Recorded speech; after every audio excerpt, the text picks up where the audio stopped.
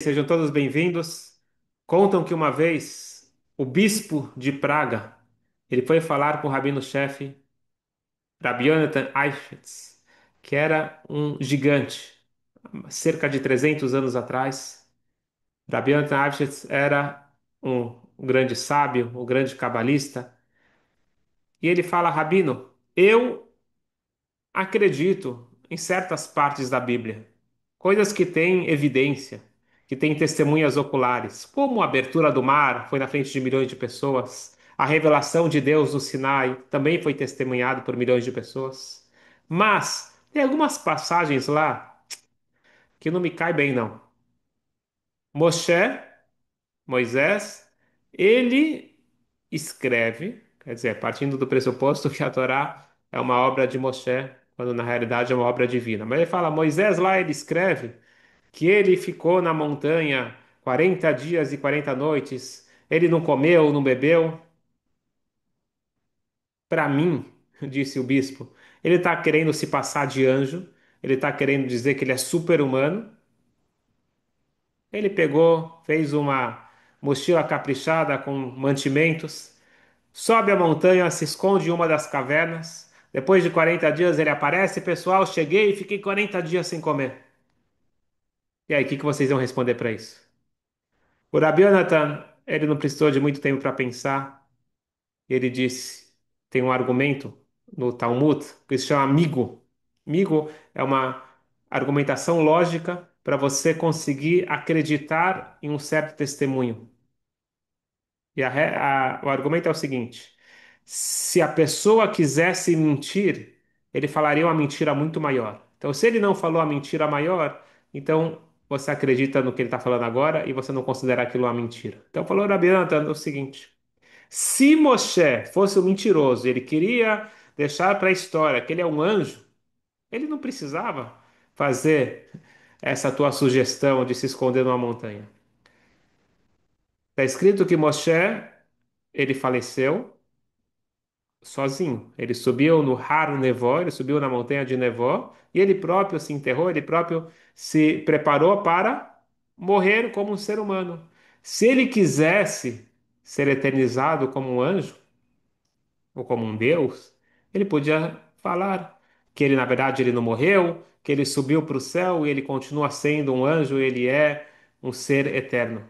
Mas ele não escreveu isso. Ele escreveu que ele morreu, como todos os homens, e foi enterrado aos 120 anos. Já que ele não mentiu lá, que era muito mais fácil mentir, também acredite que ele não mentiu e realmente o que ele está falando, que ele ficou 40 dias e 40 noites sem comer e sem beber, foi fato e foi algo milagroso que aconteceu enquanto Moshe estava no Monte Sinai. Aqui não é só uma troca de argumentações lógicas ou de responder dúvidas. Aqui está a base da diferença da filosofia judaica para outras filosofias. O bispo está querendo, na verdade, impor a sua ideia, que a pessoa mais elevada, mais sagrada, é aquela pessoa que não morreu, aquela pessoa que subiu para o céu e está viva. Esta é a crença do bispo. Enquanto que o rabino estava respondendo para ele, para nós, pela Torá, é justamente o oposto. Quem que é o sagrado, quem que é o elevado, não é aquele que está no céu, é aquele que está na terra. Para nós, o objetivo não é o céu. O objetivo é trazer o céu para a terra. E com isso nós vamos entender uma coisa que aparentemente não faz muito sentido. Moshe Rabbeinu, antes de falecer, ele vira para o povo e diz: Olha só, por culpa de vocês, eu tive que ficar 40 dias e 40 noites sem comer e sem beber. Calma aí, o que quer dizer isso? Ele está culpando o povo, está reclamando? É uma coisa maravilhosa, é um milagre. Ele ficou 40 dias no nível de um anjo. Mas não. De acordo com o judaísmo, isso não é um presente. Não é um presente você se tornar um anjo. O maior presente é a oportunidade de você estar aqui na Terra fazendo a diferença. Mas já que a gente está falando sobre isso, isso é importante entender. Ele fala que por causa de vocês eu tive que ficar 3 vezes 40 dias e 40 noites sem comer e sem beber. Por que 3 vezes? Então, para aqueles que não lembram, Moshe Rabbeinu ele sobe para receber as tábuas no dia seguinte dos 10 mandamentos. Quando Deus se revela no Sinai, esse é o momento mágico, o pacto, Matan Torá, outorga da Torá, isso acontece dia Vav, dia 6 de Sivan, 49 dias depois que eles saem do Egito, no 50º dia, eles recebem a Torá. Na verdade, eles recebem uma revelação divina. Esta é a grande revelação do Sinai. No dia seguinte, Moshe Rabbeinu ele sobe e ele avisa: pessoal, eu volto em 40 dias. O povo então começou a contar do dia que ele subiu, da hora que ele subiu, quando na verdade era 40 dias e 40 noites completos. Então deveria começar a contar a partir da noite. Só que eles começaram a contar antes. E foi justamente essas 6 horas de diferença entre a contagem de Moshe, que era a contagem oficial, e a contagem do povo, que gerou o bezerro de ouro. Se Moshe Rabbeinu tivesse voltado 6 horas antes, não teria o bezerro de ouro, que a gente está pagando até hoje. Mas Moshe Rabbeinu precisava ficar 40 dias completos. Por quê? Por que 40 dias completos? E por que 3 vezes? Porque quando ele desce com as primeiras tábuas, como a gente acabou de falar, teve o bezerro de ouro, ele quebra as tábuas. Então Moshe Rabbeinu agora se vê perante um dilema. Deus anuncia: ok, acabou, esquece esse povo, vamos começar um novo povo. Moshe Rabbeinu fala: de jeito nenhum, eu estou com eles. Se você não quer perdoar eles, então me tira da tua Torá. Moshe Rabbeinu, ele se coloca na frente para poder defender o povo, um verdadeiro exemplo de líder. E ele sobe, então Hashem permite ele subir uma segunda vez para o Monte Sinai, 40 dias e 40 noites, para implorar para que Hashem perdoe o povo. São 40 dias de tefilá, 40 dias de pedidos em nome do povo. No final, Hashem fala: ok, está perdoado, se prepare para subir a terceira vez, para receber as segundas tábuas. E isso que eu quero focar hoje, porque nós estamos nos aproximando de Rosh Chodesh Elul, o início do mês de Elul. Rosh Chodesh Elul, o primeiro dia de Elul, foi o dia que Moshe Rabbeinu subiu pela terceira vez. Ele volta então, depois de 40 dias, 10 de Tishrei, e Yom Kippur, o dia do perdão. Por que é chamado dia do perdão? Porque é o dia que Deus perdoou o bezerro de ouro e deu as segundas tábuas.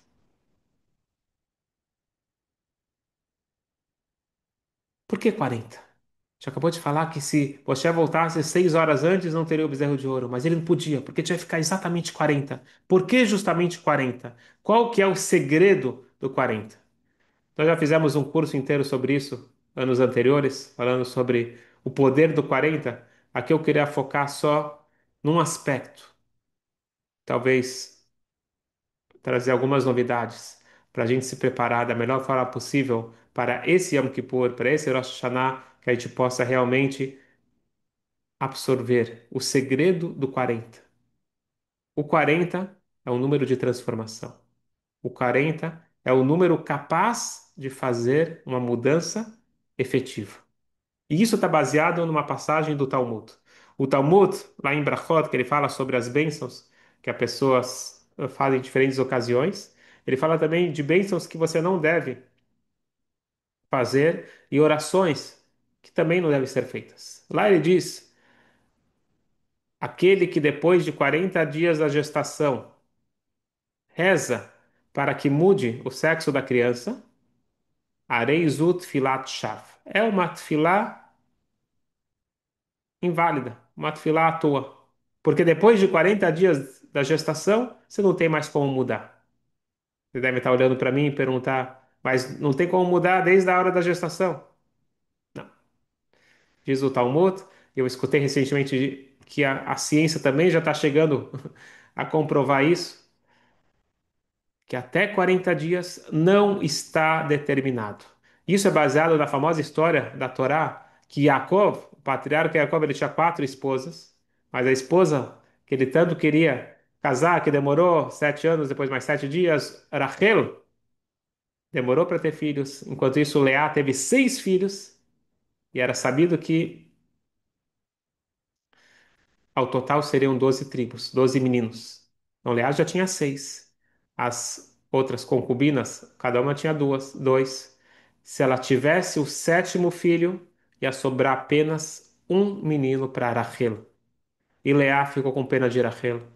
E ela estava grávida de um menino. E ela sabia, ela era profetisa, como as esposas dos patriarcas eram profetisas, ela sabia que ela estava grávida de um menino. Ela falou: Hashem, por favor, troque para uma menina, para que minha irmã pelo menos tenha dois filhos, igual às outras mulheres. Duas tribos. Hashem atende a tefilá dela e nasce uma menina chamada Diná. Por que é chamada de Diná? Diná vem de Din, de justiça. Hashem escutou o meu pedido e fez justiça. Voltando aqui para o nosso assunto. Até 40 dias eu posso fazer essa tefilá. Depois de 40 dias, já está formado, já está determinado, não tem mais como você pedir para mudar. Porque 40 dias é uma transformação efetiva. 40 dias ele transforma num ser que não tem mais como mudar. Moshe Rabbeinu, eles, ele passou 3 vezes 40 dias em prol de cada um de nós. Quais foram as 3 motivações? Primeira vez ele subiu para receber a Torá. Então são 40 dias para transformar um povo escravo num povo conectado com a Torá. As segundas 40 dias foi para transformar uma culpa em uma desculpa, em Hashem perdoar. Isso foi através da tefilá, isso foi através da oração intensa de Moshe Rabbeinu. E ele deu o poder para cada um de nós para a gente conseguir transformar coisas indesejáveis na nossa vida através da tefilá, da oração. A tefilá de Moshe Rabbeinu, 40 dias, trouxe essa transformação, que aquele povo que seria eliminado foi perdoado. E depois, que é o que eu quero focar agora, os 40 dias desde Rosh Chodesh Elul até Yom Kippurim, são 40 dias de teshuvah, de retorno, de se tornar uma pessoa nova. E eu estou falando isso porque não é história do passado. Isso é o que acontece, essa energia, ela se repete a cada ano de uma forma mais intensa. Eu já estou falando com antecedência para a gente conseguir se preparar. Quando chega Rosh Chodesh Elul, que esse ano vai ser agora, sábado à noite e domingo já vai começar Rosh Chodesh Elul. Em Rosh Chodesh Elul, os Faradim já começam a fazer slichot, as súplicas. Os Ashkenazim já começam a tocar o shofar, falar a David. Tem a preparação espiritual para Rosh Hashanah, para Yom Kippur, mas são 40 dias mágicos.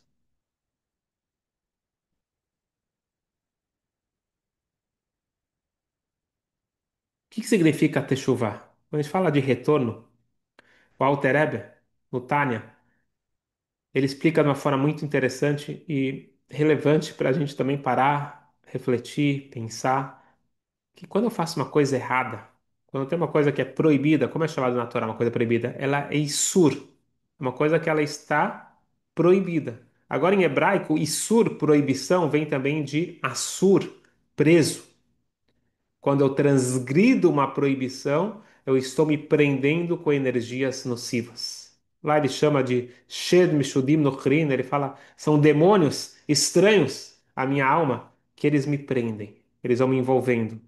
Cada ação minha gera uma energia, uma ação positiva gera uma energia positiva, gera um anjo bom. Então, as minhas ações erradas, elas vão me prendendo e vão me envolvendo de tal forma que chega num tal momento que elas começam a ser convidadas para a minha vida. Mas chega a tal momento que, de repente, assumem o controle da minha vida e me colocam para o banco de trás. E aí eu preciso, de repente, eu acordo e falo: calma aí, eu estou dentro de um vício, eu estou dentro de uma coisa nociva. É um exemplo simples. Eu me acostumei a ter pensamentos tristes, depressivos. Eu tenho sempre uma visão negativa da vida. Eu me acostumei, minha mente ela focada, ela está acostumada a pensar de tal forma. E aí o que que acontece? Isso aqui a ciência já explica pra gente que quando eu tenho um hábito contínuo, isso vai criar caminhos neurais no meu cérebro. Eu já estou acostumado, já não tem mais jeito. Então acontece uma situação, a minha reação imediata é já aquilo que eu estou acostumado. Isso é um hábito. É um hábito e é um vício terrível. Em vez de interpretar as coisas para o bem, em vez de olhar o lado positivo, eu tenho uma visão negativa da vida. E aí eu fico triste, eu fico para baixo. E de repente eu falo, calma aí, eu tenho que fazer chuva. Tô tendo uma vida terrível.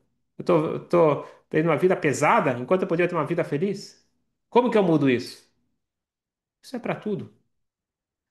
Não é um vício menor do que um vício de cigarro. Então você está acostumado que você está um pouco ansioso, você pega um cigarro.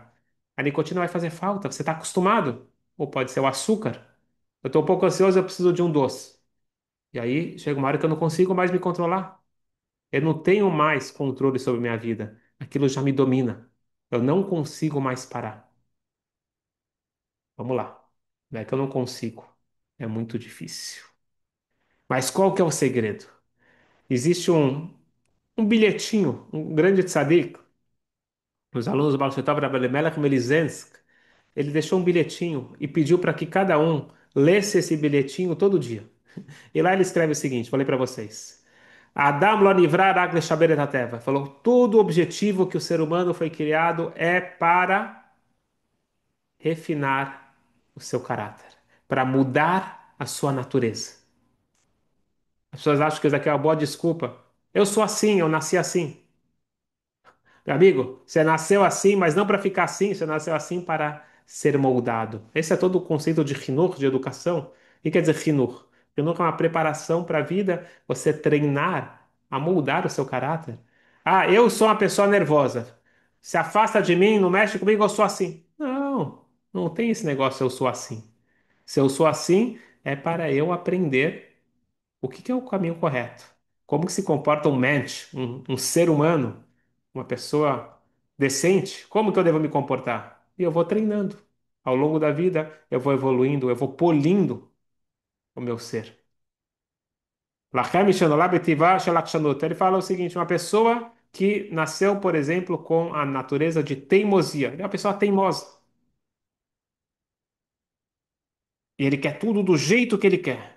Da forma que eu desejo, tem que acontecer, senão eu fico nervoso. E tudo tem que ser exatamente como está na minha cabeça. E todo mundo tem que adivinhar o que está na minha cabeça. Diz o Rabbi Meir, com licença.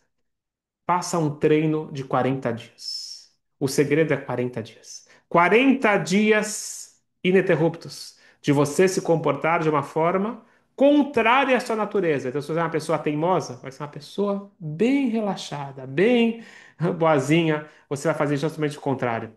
Uma pessoa que, por natureza, ele é preguiçoso. Tudo é devagar. Toda vez que eu toco o alarme de manhã, ele vai colocar o snooze. 40 dias, seja Zariz, seja uma pessoa ágil, vai acordar cedo, entusiasmado, vai se trocar, vai fazer as coisas com rapidez. Ele falou, eu garanto, se você fizer 40 dias ininterruptos, o contrário daquilo que você quer mudar, você vai adquirir um Teva Sheni, uma segunda natureza. E quando você adquire uma segunda natureza, você quebra aquela primeira natureza. Você está, de certa forma, criando novos circuitos cerebrais. E não é à toa, tem todo um estudo, esse número 40, tem a ver com a quarentena também, o número 40, ele é algo que realmente imprime uma transformação concreta.